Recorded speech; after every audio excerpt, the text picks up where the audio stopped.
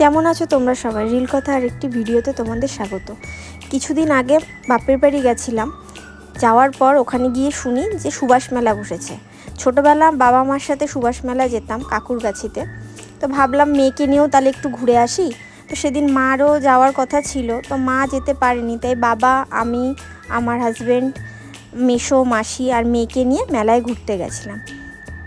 প্রথমেই মেলায় ঢোকার সময় এই গোপাল ঠাকুরটাকে দেখলাম, খুব সুন্দর লাগলো। তারপরে যখন ভেতরে ঢুকলাম দেখলাম স্টেজে গান হচ্ছে, সাথে আরও অনেক দোকানপাট। ছোটোবেলা যখন মা বাবার সাথে যেতাম এত বড় হতো না মেলাটা, কিন্তু এখন দেখছি অনেক বড়, অনেক রকম স্টল দিয়েছিল, নানান রকম জিনিসের স্টল দিয়েছিল, অনেক আসবাবপত্রের স্টল দিয়েছিল, খাবারের দোকান ছিল অনেক, তার সঙ্গে পিঠেপুলিরও দোকান ছিল। তারপরে এই যে স্ট্যাচুটা খুব সুন্দরভাবে দাঁড়িয়ে আছে, মানে বোঝাও যাচ্ছে না যে একটা মানুষ দাঁড়িয়ে রয়েছে। মেলায় ঢোকার পর থেকে তো আমার মেয়ের বায়নারই শেষ হয়নি। তারপরে জাম্পিং চড়ার জন্য পাগল হয়ে গেছিলো, তো এই যে আমার মাসি ওকে নিয়ে গিয়ে জাম্পিং চড়ালো।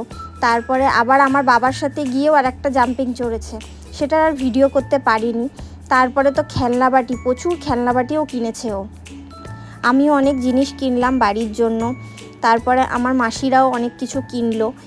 এছাড়াও মেলাতে অনেক দোলনা এসেছিলো, যেমন নাগরদোলনাও এসেছিলো। কিন্তু নাগরদোলনা চড়ার জন্য আমার মেয়ে তো বারবার বলছিল, কিন্তু ওই দোলনাতে তো আমিও চড়তে পারি না, আমার খুব গা গোলায়, তো যার জন্য ওকে আর চড়াইনি ওটাতে। সন্ধ্যাবেলা সেরকম কিছু খেয়ে বেরায়নি, তো মেলা ঘুরতে ঘুরতে খুব খিদে পেয়ে গেছিলো। চাউমিন খেলাম, ফিশ কবিরাজি খেলাম, আবার পিঠেও খেয়েছি। আবার মার জন্য একটু পিঠে নিয়ে গেছিলাম, কারণ মা তো আসতে পারেনি মেলাতে। আজ একটু অন্য রকমের ভিডিও দিলাম, আশা করি তোমাদের ভালো লাগবে। লাইক করো, সাবস্ক্রাইব করো, শেয়ার করো, কমেন্ট করে জানিও ভিডিও কেমন লাগছে। দেখা হবে পরের ভিডিওতে। টাটা।